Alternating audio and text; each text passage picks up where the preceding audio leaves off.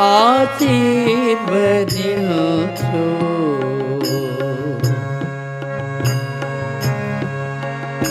నీ మాటలే నేను చెప్పాలని. శ్రీ కుసుమారనాథుల దివ్యపాద పద్మాలకు నమస్కరించి, మా గురువుగారు వాంగీపురం నరసింహాచారి బాబా గారికి పాదాలకు నమస్కరించి, అలాగే ఈ స్క్రీన్ ముందు ఉన్నటువంటి భక్తులందరికీ కూడా నమస్కారం చేస్తూ మారేపల్లి వెంకటరమణ హైదరాబాద్ నుంచి మాట్లాడుతున్నాను. ఈరోజు లేఖా విశ్లేషణ కార్యక్రమంలో పాగల్ హర్నాథ్ పార్ట్ 1లో లెటర్ నెంబర్ 3, ఇది నగేష్ బాబు పత్ని, అంటే ఆ నగేష్ బాబు గారి భార్యకి రాసినటువంటి ఉత్తరం. అందులో ముఖ్యంగా ఆయన చర్చించిన అంశాలు, హే అమ్మ అని సంబోధన చేస్తూ ఆవిడ జపమాల ఎలా ఉపయోగించాలి అనేటువంటి విషయాన్ని అడిగింది. దానికి సంబంధించిన నియమాలు ఏముంటాయి అవి కాస్త తెలపండి అని రాసింది. దానికి సమాధానం చెబుతూ, జపమాల ఎలా ఉపయోగించాలి అనే దానికి అది చేసే సమయంలో ఇది అపవిత్రత పవిత్రత అనేటువంటి దాని గురించి విచక్షణ అవసరం లేదు అని చెప్పారు. తర్వాత నీవు నిత్య శుద్ధవు కాబట్టి నీ స్పర్శతోటి పవిత్రమైన ఏ వస్తువైనా కూడా నీ స్పర్శతో పవిత్రం అవుతుంది. ఏ వ్యక్తి అయినా కూడా నీ పాదపద్మాలకు నమస్కారం చేస్తే వాడు పవిత్రుడు అవుతాడు అని చెప్పి ఇది తథ్యము అని చెప్పారు ఆయన. తర్వాత నీ మన ప్రాణాలతో రసమయ కృష్ణనామం నీ కంఠాభరణంగా చేసుకో అని చెప్పారు. ఇంతకు మించిన మహామంత్రం లేదు అని. తర్వాత కృష్ణుని భజిస్తే చర్మకారుడైనా కూడా పవిత్రుడు అవుతాడు, మోచి బనే శుచి అనేటువంటి మాట చెప్పడం జరిగింది. తర్వాత నీటిలో మనం మునిగి ఉంటే బయట సూర్యుడు మండిపోతున్నా కూడా లోపల ఉన్నటువంటి వాడికి ఆ కిరణాల యొక్క తీక్షత తగలదు. అంచేత నీటిలో మునిగి ఉండు అని చెప్పి ఉత్తరం రాశారు. కొంచెం వివరంగా నేను చెప్పినటువంటి విషయాలు బాబాయే ఉత్తరంలో ఈ మాటలు చెప్పారు.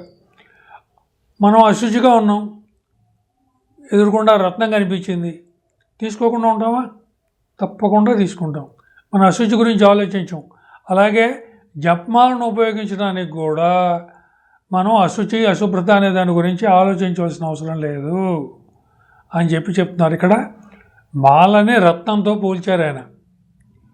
తర్వాత పాపులు పాపం వల్ల ఏర్పడినటువంటి భయంతో వాళ్ళు గంగలో స్నానం చేయడం మానేస్తే మరి కలుషహరిణి అనేటువంటి పేరు గంగాదేవికి ఎట్లా వస్తుంది?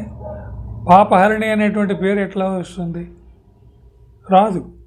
అంచేత ఈ విషయంలో నామం చేయటం విషయంలో ఇది ఏంటి అనేటువంటిది తర్కించవలసినటువంటి అవసరం లేదు. ఎందుకు వస్తుంది ఈ సమస్య అంటే, మనుషులు ఎందుకు ఇలాగా కర్మల్లో పడిపోతున్నారు అంటే కృష్ణుడు మర్చిపోవడం వల్ల.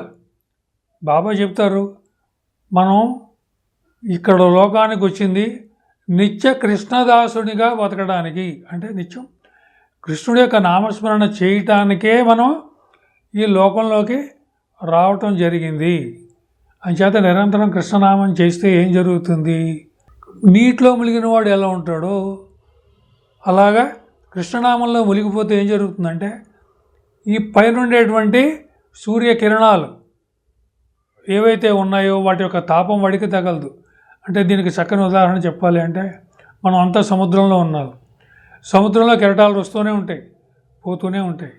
ఇప్పుడు ఆ కెరటాలు లెక్క చేయకుండా భగవన్నామంలోనే మునిగి ఉన్నవాడికి ఆ కెరటాలు వస్తాయి, మీద పడితే వెళ్ళిపోతాయి, వాడిని ఏం చేయలేవు, వాడికి ఏమీ కాదు. కానీ ఎవడైతే అయ్యో కెరటాలు ఉన్నాయి బాబాయ్ ఏం జరుగుతుందో అని భయపడతాడో వాడు దెబ్బగా తప్పకుండా ఆ కెరటాల దెబ్బకి కొట్టుకుపోవడం అనేటువంటిది జరుగుతుంది. అంచేత కృష్ణనామంలో మునిగి ఉండడం అంటే, బాబా ఇప్పుడు కూడా ఉపమానాలు తెలుసున్న వాటితో చెప్తూ ఉంటారు. నీటిలో మునగడం అంటే అందరికీ తెలుస్తుంది, సామాన్య మానవుడి దగ్గర నుంచి చదువుకున్నవాడి దాకా అందరికీ తెలుస్తుంది. అందుకే నీటిలో మనం ఎలా అయితే మునిగి ఉంటామో నామంలో కూడా అలాగే మునిగి ఉండు. అంటే మిగతా విషయాలు ఏమీ పట్టించుకోకు, నీ చుట్టూరా ఉన్నదంతా నామమే, నీలో ఉన్నది నామమే అని చెప్తూ ఈ ఉత్తరాన్ని ముగించారు. కుసుమహర